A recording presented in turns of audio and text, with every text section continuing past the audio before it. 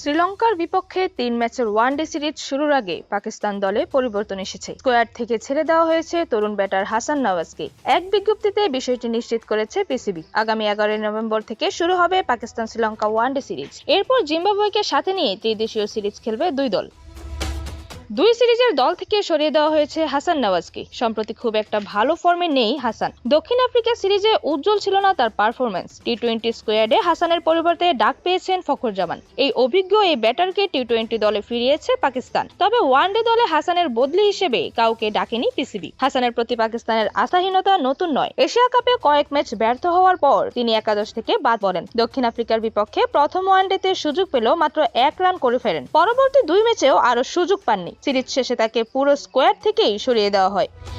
হাসানকে চলমান কায়েদ-এ-আজম ট্রফিতে খেলতে পাঠানো হয়েছে। পাকিস্তানের ঘরোয়া প্রথম শ্রেণীর এই টুর্নামেন্টের 7ম রাউন্ডের খেলা শুরু হচ্ছে 11 নভেম্বর থেকে। এরকমই নতুন নতুন খেলার আপডেট পেতে অবশ্যই চ্যানেলটি সাবস্ক্রাইব করে রাখুন। ধন্যবাদ। প্লেবাজ নিউজ।